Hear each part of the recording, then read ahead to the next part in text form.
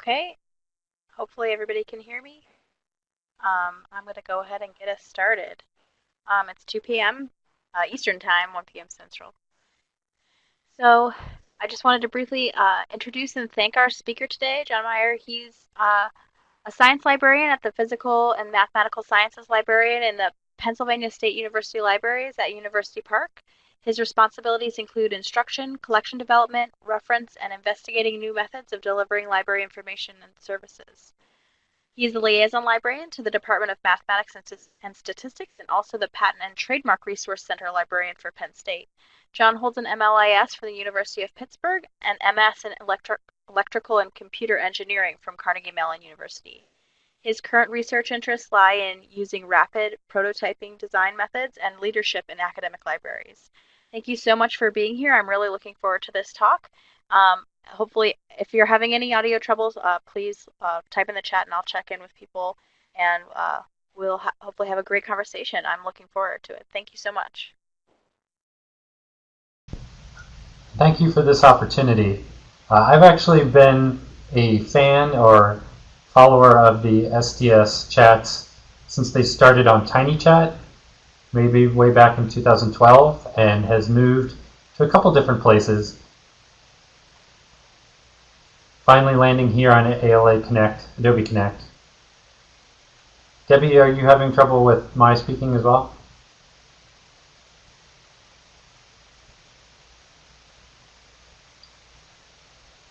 Great. So this is going to be a discussion. I really encourage you to type your questions in the chat as we go. And if they're about what I'm speaking about at the time, I'll stop to address them. And if it's something later, we'll go back and forth near the end. I have a couple of seed questions at the end, and then we can talk about this topic and related information literacy topics. A little bit more about me. I've been at Penn State for about 10 years, and in that time I've received tenure. I have shifted my responsibilities, but they're pretty much the way I was introduced. I am that librarian for math and statistics, but because of my engineering background, I often work with engineers.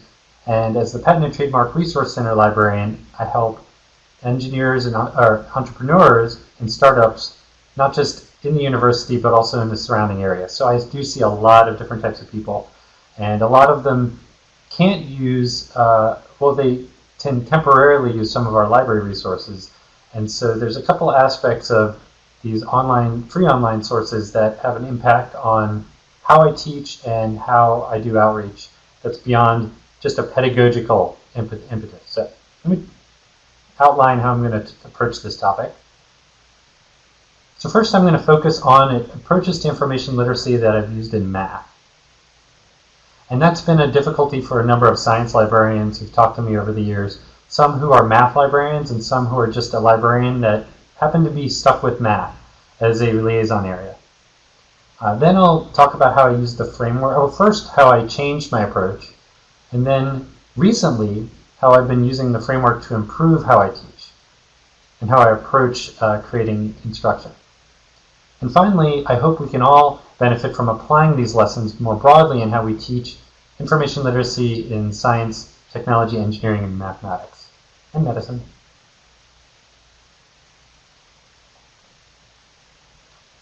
So as far as approaching information literacy in math, it was actually a pretty tough approach when I first started. The former math librarian had retired, and when I came in, I was told that there is no bibliographic instruction for math. There are no classes that need the librarian for math. So I took a kind of radical conjecture that information literacy does have a place in undergraduate mathematics curriculum. And the way I looked at it was students are here for their math degree in order to either pursue a graduate degree, become an educator either in high school or in another level of education, or they could work in many different industries. So everything from Google and search firms to Wall Street, when it comes to mathematics. And the fundamentals of information literacy at that time seemed appropriate for all of those lifelong learning pursuits. So what is the trivial solution, as they call it in math? So this is the easy one that doesn't really challenge you to think. And that's that we can take our first year seminar course, which all freshmen in math are required to take, and it's just 1 hour a week, and use that to welcome students to the library. So I had visited the class, I had said, hello, I'm your librarian. I'd taken some on a tour of the library over the years, and I'd shown how to use our catalog to locate books, how to request interlibrary loan, and almost nothing ever about conducting research or even thinking critically about how you use and address information needs. So what is the more challenging problem in this case? How can you get information literacy embedded into the curriculum? How can it really become a part of being an undergraduate student in mathematics?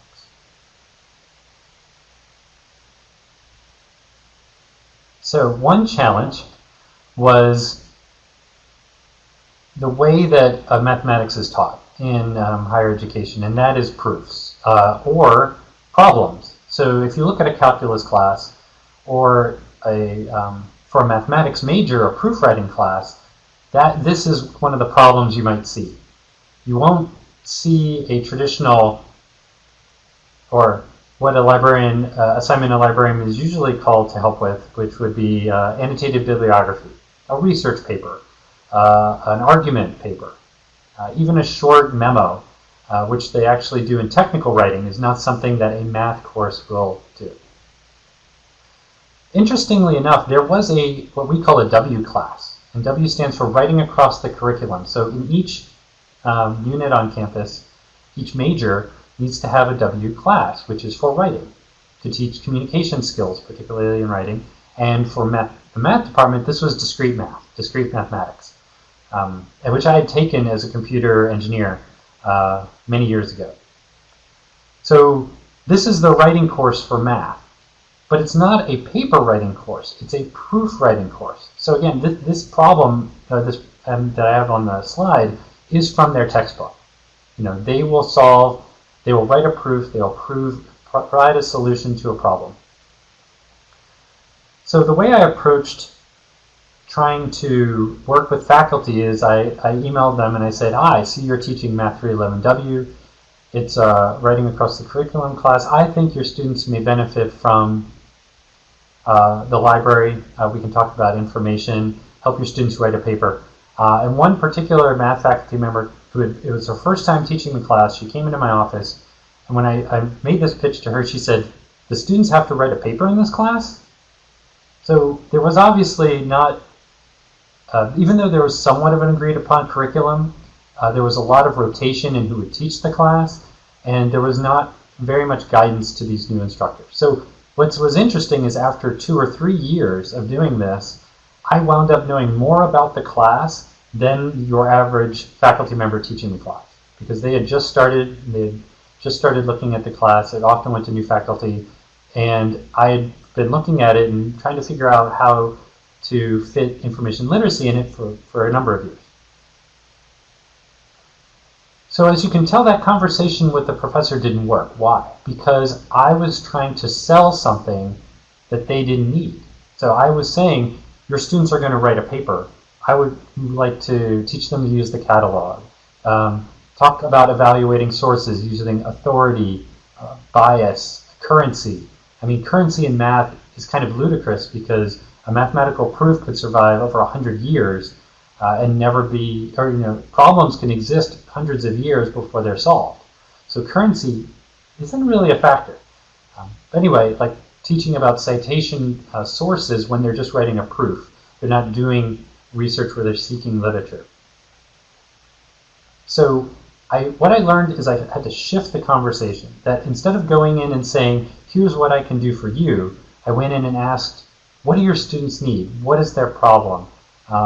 If they're writing a proof, in this context, a math paper rather than a research paper, they actually need to find information of a certain type. They need to find information on how to write proofs. They need to find information on different proofs.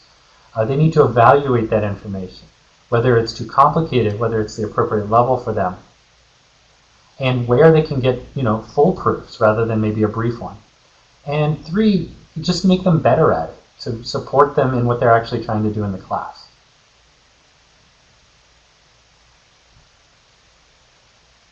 So I got pretty lucky in, this is Tim Reluga, a math faculty member who's now an associate professor at Penn State. We actually started on the tenure track at the same time, so we were hired about the same time. And I worked with him the first time he taught discrete mathematics, and I did the traditional, because he was very happy to give me a class period. I came in and I said, here's the library catalog, you have topics. He let them choose whatever topic they wanted. That actually was what he found was like the biggest mistake that he had made in his first approach, is he let them choose anything that's vaguely mathematics related. And so he had a really wide scattering. Students have real trouble once they even had a topic in putting together a paper to write about it. So what he did the second time teaching, and he included me in this planning as well, was he planned hands-on laboratories. So here's an excerpt from his syllabus. So these laboratories would be in a computer lab, unlike a traditional math class, which would be chalkboard, desks, and he would have them program or use computation to actually do a problem. So it was not lecture. This was flipping the classroom, having students do a assignment in class, and then they would talk about it, they would do it together. And so he invited me to take part in this, and what I did with his help was to create an information literacy lab. And I'll talk about how this worked out next. But I want to point out that Tim wasn't the only faculty member teaching Math 311W that year. There were actually 7 separate faculty over the course of 1 year, 2 semesters, teaching, I think, about 9 sections of discrete mathematics. So while these 4 faculty took advantage of the information literacy lab I was developing with Tim, so I did it with him and then I expanded it to the other faculty. The other 3 just asked me to come in, say who I was, talk about the library, the interlibrary loan, the catalog, and maybe a mathematical database like MathSciNet, which really is beyond what most students will use in the class, unless perhaps they're in the honors section. Can everyone see? I circled the 4 on the left and left the 3 on the right blank. So the ones on the left you might consider my experimental group, and the ones on the right my control group. I actually did a Institutional Review Board IRB approval for my assessments on this class, which is pretty fortuitous in hindsight. Okay, so what did I do with Tim? I don't know how well you can read the text here, but this was an assignment sheet that I distributed to the class. So I actually, so Jennifer, I want to point this out because I actually asked someone, what did you notice about the group of 4 on the left that I circled versus the other 3? And someone said, well, the ones on the right are all old white guys. But yes, certainly these were newer faculty. They were more willing to experiment. They didn't have a set curriculum already, and so that was the most helpful for getting it started. Okay, so I followed Tim's approach in designing the assignment. So this was my first version of the assignment. I went through actually a couple iterations, and I'll talk about that. But in the first version, I didn't talk to them almost at all. They had to read this, like he had them read their assignments in class with almost no lecture or talking from me at all. I would hand it out, I would say, this is your assignment, I'm here to help, and then they would read it and start to do it. And so it has a lot of instruction. It talks about explaining scholarly sources, primary sources versus secondary. It talks about a little bit about information evaluation. But in the steps of the assignment itself, 1, 2, and 3, and they would complete it and put their information on the back, which is on the right side of the screen, they would go to a Wikipedia article. This one was for RSA cryptography. So discrete mathematics uses like whole numbers, so they study cryptography. And it's a pretty cool topic, so it gets people interested. And I picked 5 of the references out of the reference list at the end of Wikipedia. And I had them evaluated on those 4 factors, and I briefly explained what those 4 factors are.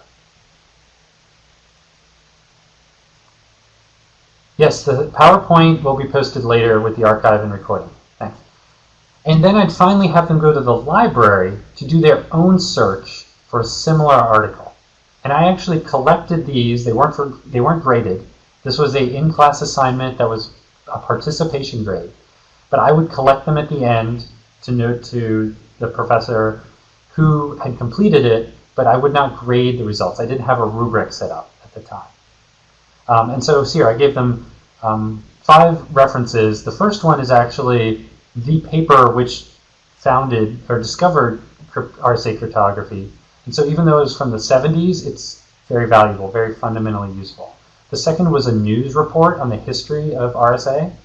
The third one was a very difficult to read scholarly journal article. So I almost wanted them to not understand it and realize that it's not appropriate. So they've been hearing in English classes, you should use peer-reviewed scholarly articles. Well, you can't use a peer-reviewed scholarly article in mathematics, usually unless you're a PhD or maybe a master's student in math. So I wanted them to get that idea and understand what a scholarly paper would look like that was more advanced. They could actually understand the first one, the fundamental paper, with the math they had done in the class.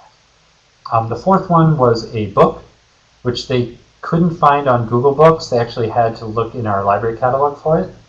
And the last one was the patent for RSA cryptography, which is another type of information document, which is actually almost easier to read than the first one and very handy. So I, at the end of the semester, sent a 6-question assessment sheet, which I did not include in this slide. Maybe I can post it to the archive later. But the assessment asked a couple questions about whether it was useful. So the assessment was sent to the students at the end of the semester and distributed by the faculty in class. So this wasn't right after the session. This was 2 months later when the class was over, when they were filling out their evaluations of the class. They would also do this short survey. Most of the questions didn't apply to the content. They talked about awareness of the library, what I could have done, and what they still wanted to learn about, and they were open-ended questions. But two questions had distinct, differently quantitative results from each other that just really surprised me. So they were much more critical of websites. This is, again, their own opinion, their own assessment of their abilities at the end of the semester, and that they felt they used library resources more. And if you recall the assignment, I asked them to use Wikipedia for the assignment, a free internet source. Which for math, I didn't mention this, but for math, Wikipedia is great. Because who's going to talk about the algebraic topology other than algebraic topologists? I mean, there's really not a lot of people editing for their own sake. Or disputed topics. You sometimes see vanity articles, but at any rate, they felt they learned how to use library resources a lot. And they also had some open-ended responses that made me, so the left ones in blue are the hands-on assignment, that's the lab. And the one on the right was for, I talked about it using the library and the fact that we had their book on reserve, course reserve, so they used the library for the class books and study. So less inspirational, perhaps, than the ones from the lab group. So where did I go from here? I mentioned in the introduction, or it was mentioned about me that I'm into rapid prototyping, so I won't go into detail on this, but one of the suggested readings was an article I did with Rebecca Miller about this approach to design. And the idea is that you will, instead of putting a lot of time into the design process, you'll do a short design, immediately test a prototype, evaluate it, and then make a change to improve it, and then do it again. So this was perfect for a class taught every semester. I could make a change after I assessed it at the end of the semester for the following semester, and then the next year, and the next semester. So I could iterate this twice a year, 4 times every 2 years.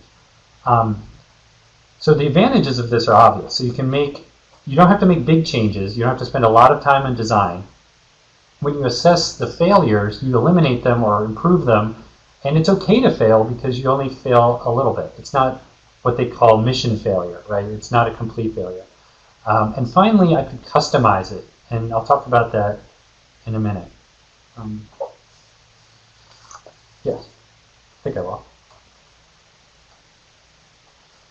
So I had improved the lab for a long time in using minor increments, and I'd gotten to the point where the framework had come out, and I really wanted to see if it was useful to the assignment. And I had been just using RSA cryptography as the example. It kept getting a worse and worse example because obviously it's Wikipedia, it's not static. I had to update the assignment a little bit when they changed the entry. They renumbered the references, some references disappeared. But I stuck with RSA cryptography. But there's a lot of problems that they cover in the class. And I wanted to pick one that was more interesting than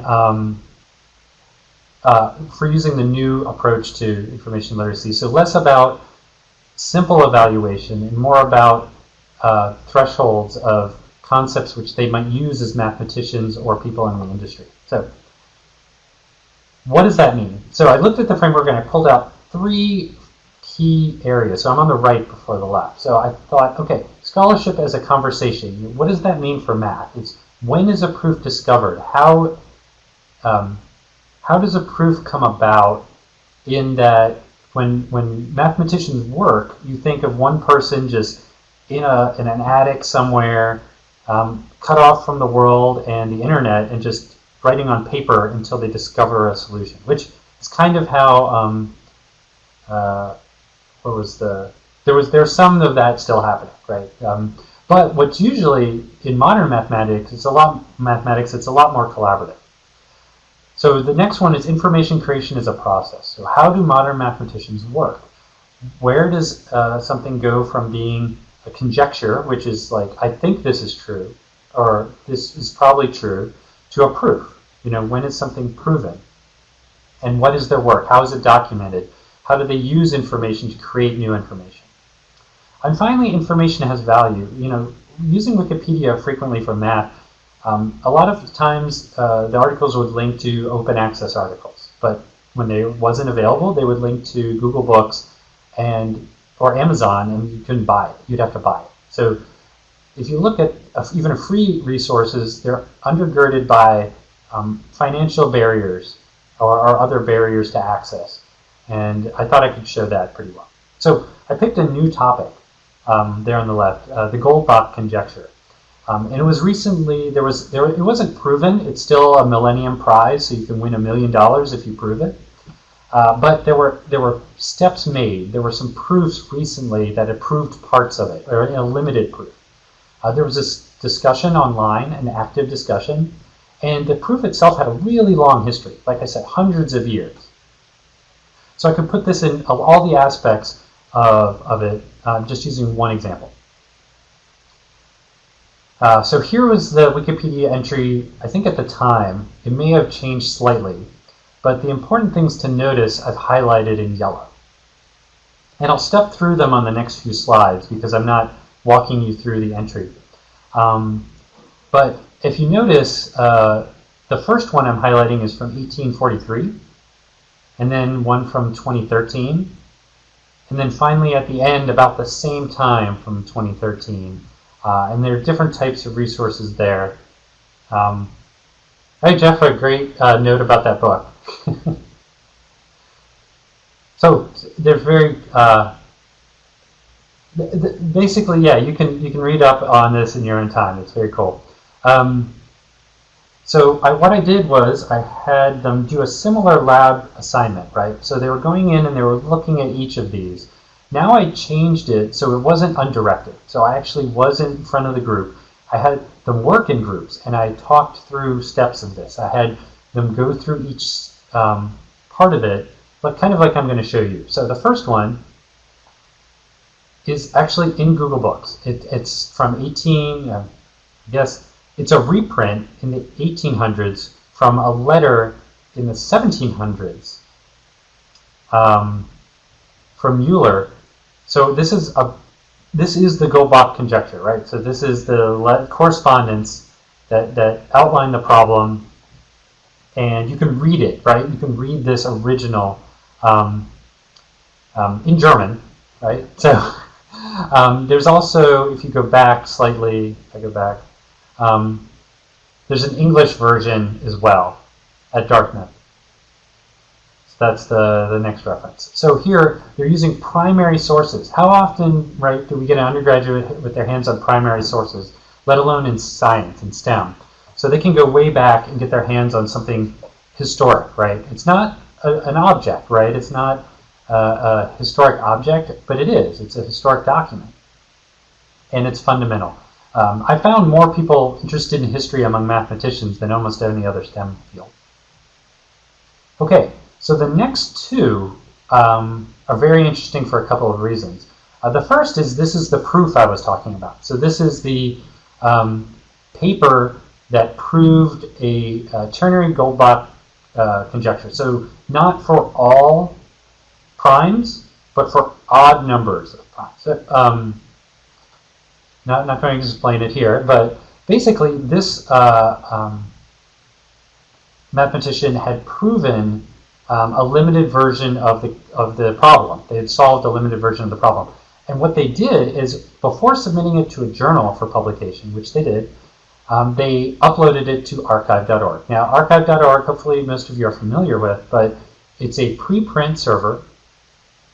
So anyone can upload a journal article in draft before they submit. And depending on the agreements with publishers, they may be allowed to keep it there even after it's published in a journal. It's primarily used by, it started in high energy physics, but it's moved to a lot of areas of physics, and math has really jumped in there. I think math is starting to catch up with physics with a proportion of the archive papers. Mathematicians almost never get scooped, so they don't really worry about getting their idea out there too soon, because once it's out there, they've proven it, and sort of they've got their stamp on the proof. You'll also see mathematicians posting in blogs, right, because they can self-publish early results and get it out there. I think that's how one of the Millennium Prizes was awarded to blog posts. That it wasn't actually peer-reviewed for years.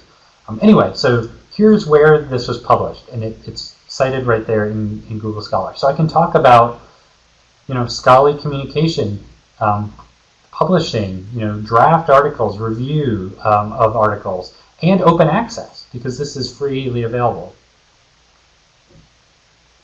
All right, the last sort of group are news and online discussions of this. And what's great about this is you can look at that previous paper and the original conjecture, but if you're an undergraduate in discrete mathematics, you may not be able to understand the implications of it.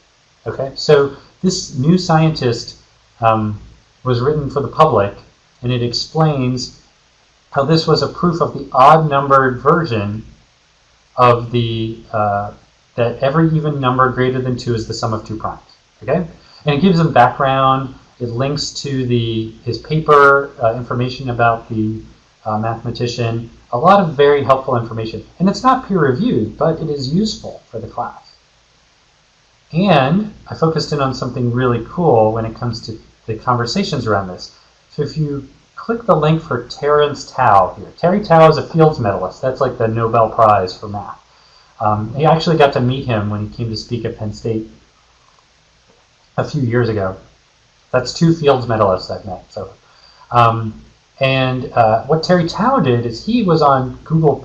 So this is 2013. People were still hopeful for Google+. But he came out, same day it kind of came out on the archive. He got his thoughts about it, right? So he posts a link to the archive, shares it on social media. He explains it. He says, oh, I posted a result on my blog that was limited, but he did a more generalized proof. So this is a review by a modern mathematician. This is what the correspondence between Euler and Goldbach would have been, right? This would have been the type of conversations that happened via print letters historically in mathematics. Now is taking place on email, on social media, on Twitter. This is how some mathematicians are now working. Some of them are just using the archive to communicate this way, but it's much more in the open. It's much more active. All right, I am approaching the end of the presentation. So I'm going to talk briefly about customizations I've used for this, because different faculty have approached how to teach the class differently. And because it's modular, because I have one assignment, but I can plug and play what examples I use into it, and I can switch up the order, I can take out parts that aren't applicable. I can do a hybrid version where it doesn't have to be an in-class assignment, where I can lead students through a presentation. For example, I went into George Andrews on the rights class, found out my computer didn't even work. They had chalkboards in the room for his class. We had lost our library classroom in the library, so I didn't have somewhere to teach. I made do. We had chalk, we had paper, we went through the exercise. So I'm going to talk about these two customizations. First, Dr. Yi on the left. So how do mathematicians work? And you may have heard of Stack Overflow, which is a software support website. So you go there, and if you're a coder, you say, I need some code to fix this. And someone helps you in the community, help you write the code, right? They help give you snippets of code. They give you solutions to your technical problems. That's Stack Overflow. Well, based on Stack Exchange, the same open source software, a bunch of mathematicians created Math Overflow. So Math Overflow is a question and answer site for math problems, right? So here is a modern way for mathematicians to work. And what's great about this for 311W is there are questions in here like, what's an easy proof for RSA cryptography, simple RSA cryptography, or what's an easy proof by induction of this problem? So it's kind of like Yahoo Answers, I guess, but this question and answer site, they have, you vote up the best answers, got Reddit similarly functionality and editing. Because there's so many mathematicians, most of them tend to be pretty high level, but since you can search and explore or ask questions yourself, anyone can sign up. You can actually use this if you're an undergraduate. If you're in math, if you're thinking of pursuing more challenging problems, if you just need, I wouldn't say if it's just need help on homework, because it's not going to help you with calculus, but it is going to help you with anything that involves proofwriting. And that was key to Dr. Yi. She was like, the students just need to write proofs better. So here's an information resource. It's free on the web, and it can help them do their work better. Yeah. All right, for Dr. Andrews, who is a past president of the American Mathematical Society and is a great Ramanujan scholar. If you ever follow the famous mathematician Ramanujan, he has been to India. He found the lost notebooks. So it's kind of cool that he has that connection. But he wants to teach using integer sequences. And so we found together the online encyclopedia of integer sequences. So this is based on a book, but now is an open source website supported by the OES Foundation. And it's much like Wikipedia. It's brought together to be a community database of these integer sequences, which, if you remember from math, each sequence of integers is produced by a function or by a rule.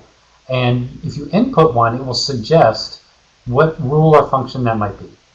So for example, if you put in this sequence, one of them is entry number 55, is the number of trees with n unlabeled nodes. And it goes up pretty high. They'll list a bunch of them.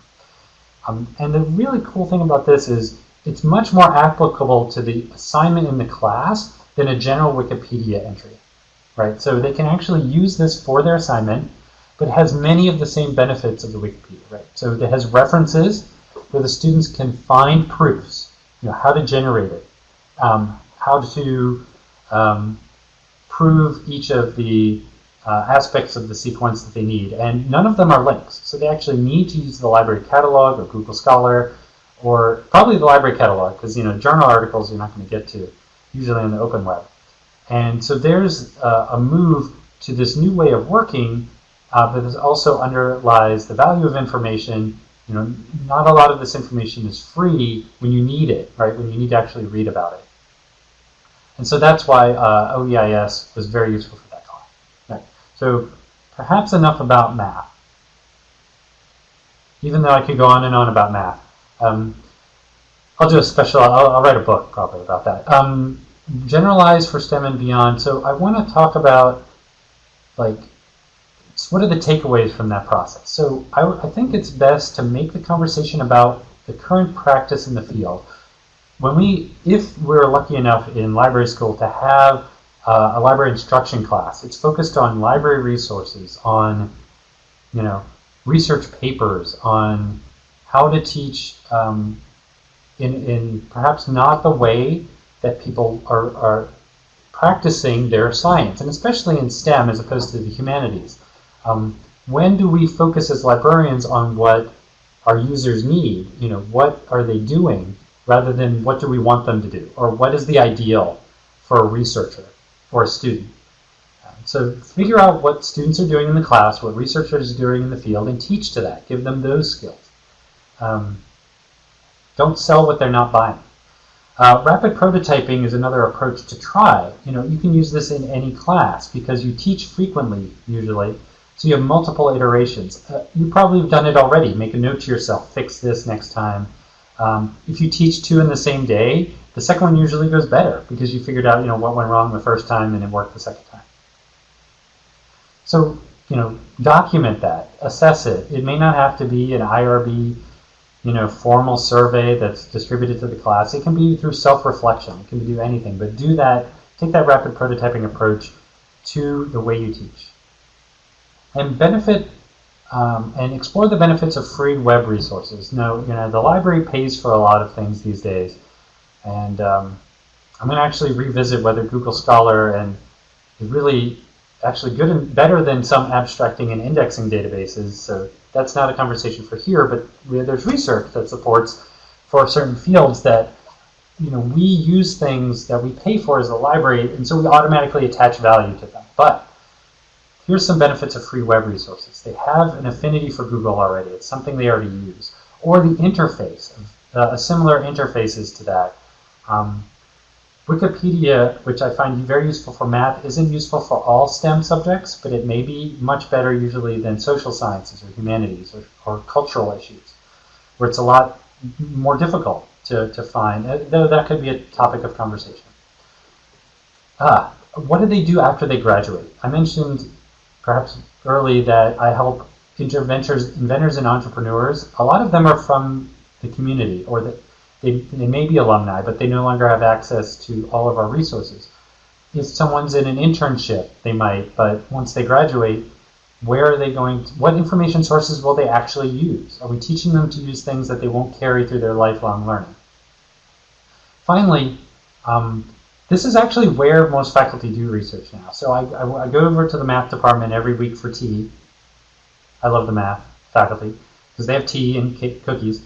But I ask them, how are you doing your research these days? And they use Google, they use Google Scholar, they use the archive directly. These things are still indexed by databases, by Web of Science, by MathSciNet, which the library pays for, but the faculty aren't even using it mostly. They're just going online on the web, on the open web.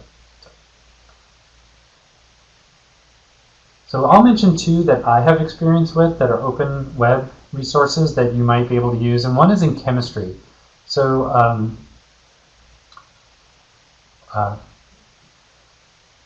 SureChem is actually a website for chemical patents that allows you to search for structures, and structure searching is difficult, right? Because you have to draw it, you have to render it, and usually you'll do something like this in SciFinder Scholar or Reaxys. So these are very expensive computer, now thankfully web-based software that the library provides for undergraduate researchers, but that once you graduate, if your company doesn't have it or if your institution doesn't have it, you need some other approach. Now this focuses on patents. There's a lot of, and that's where I've used it, but there are other web resources for chemistry. And so this one, the other aspect of this is our license for SciFinder Scholar. So even if you're at Penn State, if you want to start a business, if you're in a commercial enterprise, you will violate our user license if you use SciFinder Scholar for that. So it wouldn't do that if you use SureChem to do the same search. And so it's also useful for current entrepreneurs because if they want to abide by our license agreement, it'll be there. So that's SureChem for open patent data, and it really has those benefits of being available afterward, and if I teach in it, there's a transferable skill. And Twitter. So, if you search Twitter hashtags, you can actually find in certain fields scientists discussing topics.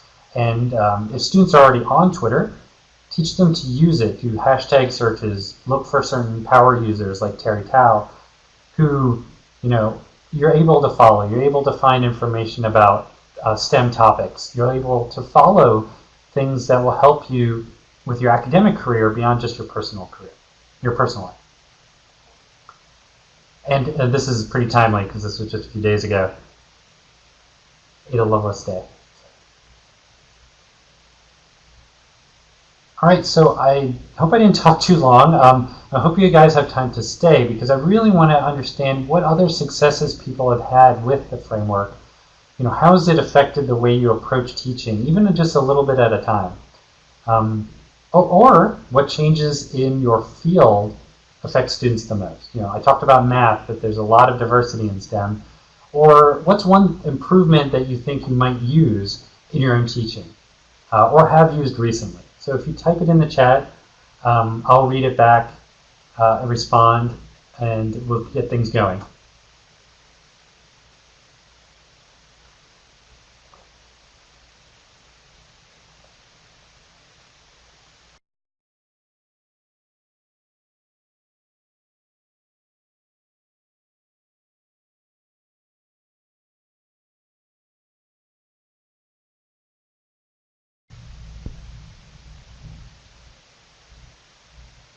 Okay, I've often wondered if librarians are using Reddit other than to be readers and editors.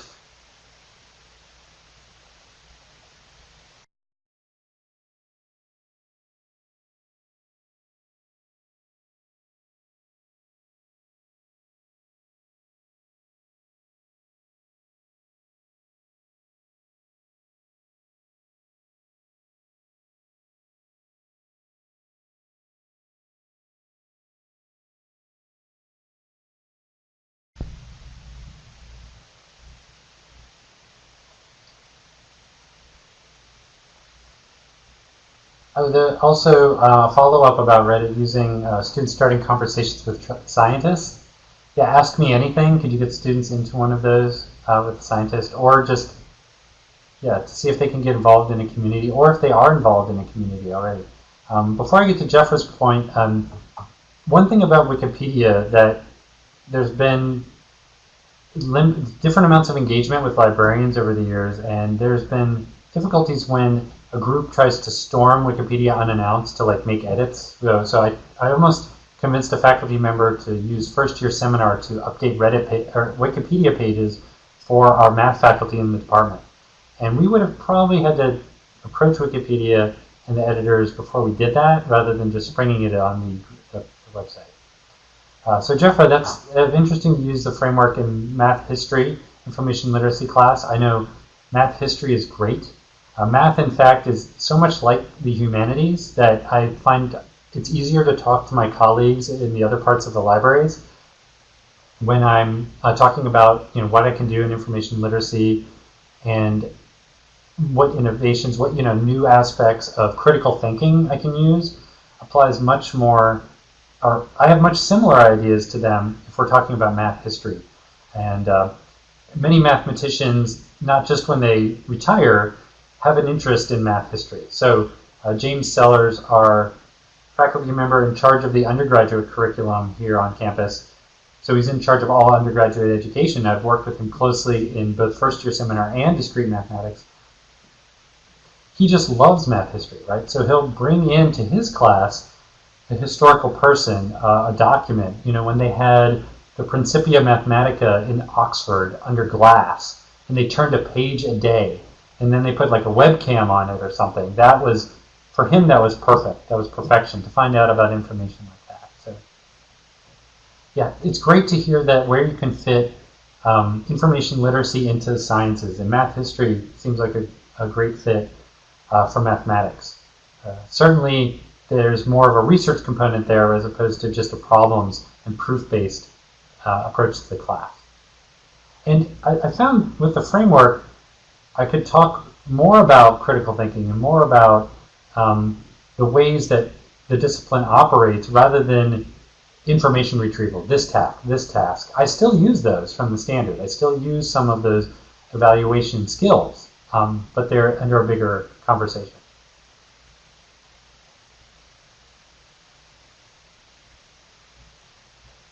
Yes, thank you, Jennifer. That is certainly where I had a real change of success. So I had taught, even when I started, 0 classes in math, the occasional first year seminar. And when I started, talking to them in a, what do you want from me? And I know about this, right? You can't just ask what they want from you. You do have to have something. But when you describe what you do as a 21st century librarian, you'll be able to see where it fits. And the more you talk in that way, the more it lends itself to, hey, this is what your discipline needs. That's very different than chemistry. Chemistry still needs a lot of information resources, specifically to write a paper, even for undergraduates. They'll be going into the databases. They'll be looking for patents as information sources. They'll be talking about author order and author ethics. I can't imagine those coming until someone's a graduate student in mathematics. But there could be some aspects of that I could incorporate. I'd love to. Jeffress notes they had a great discussion of scholarly conversation and they seemed more engaged when it was time to look for information. Aha! So once you seat the conversation in, this is how scholarly conversation works, then people will have value over the information. I first tried to trick people completing my assignment. I had them write the citations down. Or no, I had them search for the citations. And some of them in Wikipedia were badly formatted, so they were tricky to do. And then at the end, I had them give their example in proper citation format. So I was sort of, without explaining it, trying to trick them into improving their citation. But then I assumed that they would notice the value. I can't find the citation, therefore I will write good citations. Much better to make it explicit, have a conversation, talk about, here's why here's why someone who's doing what you will do in the future, or similar to what you're going to do in the future, here's how they work. Why don't you get started on that? Why don't we get started on that together? Any engineers in the audience? Or engineering librarians, I should say. So I also sort of do outreach for engineering, and a lot of the time the conversation there is also very much, tell them about the library. The library is intrinsically valuable. And so you can just talk about the catalog and the databases, but you're not talking about maybe what they're using at the time in engineering or engineering technology. So any applied, I'm seeing this a lot because we have 3D printing and additive manufacturing, and it's getting a lot closer to applied engineering, right? You're not talking about research. You're talking about, standards. You're talking about design. You're talking about tools that help people do work. Oh yeah, ASEELD, one of my favorite organizations to ever be a part of. So the way that you can approach engineering to talk about the conversation, which is great because ASEE and ABET really focus on lifelong learning and being critical thinkers, is not to focus too much on just library catalog or library databases. You can actually talk to them about individual information sources. So Perry's guide and for chemical engineers, anybody that's working with pipes, fittings, know about that one resource they still will use. Handbooks, those remarkable things that give them the information, like, I'm building this now. I need this book now. I don't need to know. I can locate any book. It's easy to be overwhelmed in the sea of information and information technology that's available right now. targeting things to a particular class, a particular group, means, don't be afraid to make recommendations. Maybe it turns out not to be the best. Um, that will come from conversation with a practitioner, the person, the instructor teaching the course, or if it's an adjunct faculty member, they're usually working in industry. They have a remarkably practical view of what's needed. You may actually have to bring a little more of the critical thinking into that conversation and lifelong learning. But go to open web resources. I'm not afraid to say, if you want to learn about a technology or searching, go to YouTube. There's videos by the companies that publish information resources. There's support for using LaTeX for writing papers. And we can't teach all that. I mean, though there are some cool math librarians who are teaching LaTeX or integrating it into their teaching. Help someone locate the help they need and learn it the way they want to learn. And a lot of that is giving them the skills that we've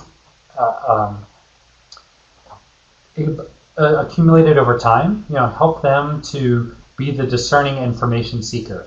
And so much information is being uploaded every day. So much information is being added and comes through online. I like to show searching for technical reports. Yes, awesome. So advanced Google search at the same time. Second year student working on a major project, this is usually like showstopper. Yeah, once you find that example, once you find the way that it's easy for them to use, it's not a 5-step process, it's a 2-step then. And once they have the tools, for patents, there's Google Patents. It's built on the authoritative data, and you always have to tell them, this, much like Wikipedia, I explain it's a secondary source, or tertiary source sometimes. It pulls from these other ones. That's the same thing with Google. And once they identify that they have support, I think we like to use technical reports for technical writing. It's like the English 202 class that all STEM majors take, because they are out there actually doing the writing. And not only is it helpful for them learning, it's helpful for them as an example of what they're going to write. I mean, if there's nothing harder for an engineer to do, it's to write and to communicate with the written word. Even though we're teaching, our colleges are teaching people to communicate with audio-visual, to do videos, PowerPoints. I talked to at a recent entrepreneur conference to an investor and a lawyer, and they said, if there's one thing I could tell you guys to teach your students better is to write.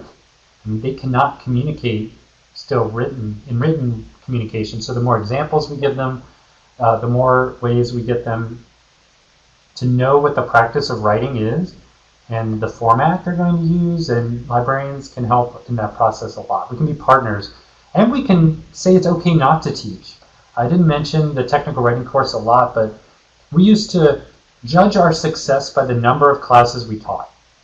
And it would break us almost, right? There are people teaching like 3 classes a day, or 2 night classes, back to back, running across campus. And that was success for us. But what we did instead was we sat down with all the instructors and we said, what can you teach them? What do you need from us? And for one of the instructors, it was just, I know how to teach all of these things except how to use JSTOR or something. So, wait, is that technical? That probably wasn't technical writing. Or how to search NTIS. So, there's all these things where we could just have a video or have a guide. We could just not have to be in the class, and we would still be successful. If you judge success that the students are doing better, then your intervention, whatever it is, I don't go to first-year seminar in math anymore. They come to the library. They participate in a outside class activity. That's still a success. I'm still embedded in the curriculum, even though I'm not in the class for 15 to 40 minutes. I'm still successful. Any other examples of, ways that you've changed your practice recently or you want to improve over time? The one I always try to make time for is to make a new approach. Even if it means, with our very busy schedules, usually you have to find time to prepare for a class. Even if it just means setting aside time um, 2 weeks before rather than the day before. Try to work that into your schedule so you can be reflective. So you're not under I just have to print the handout I used last time and use it time pressure. Um, take 10 minutes today and think about what you can do differently and send any discussions out to the STS list, or you can tweet it at my Twitter account. I'm not sure if it's on this page, but I do have a final slide. There. I'm at John Meyer 1.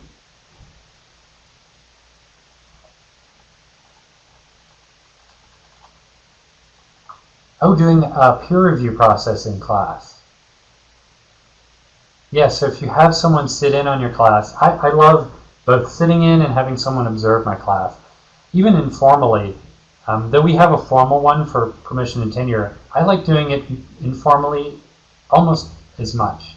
It's not as documented, but it gives you so much feedback, and it really helps. So every opportunity I try to take advantage of. Thank you all for coming. And again, the slides are available in the archive that were posted up the page a little bit.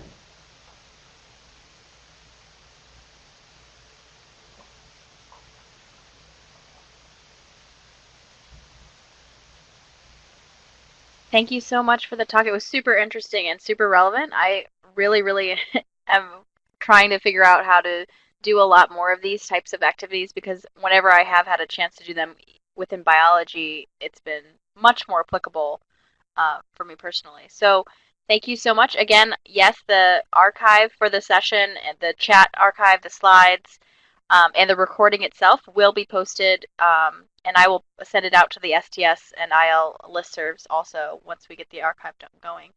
But thanks again, and thank you everybody for attending and participating.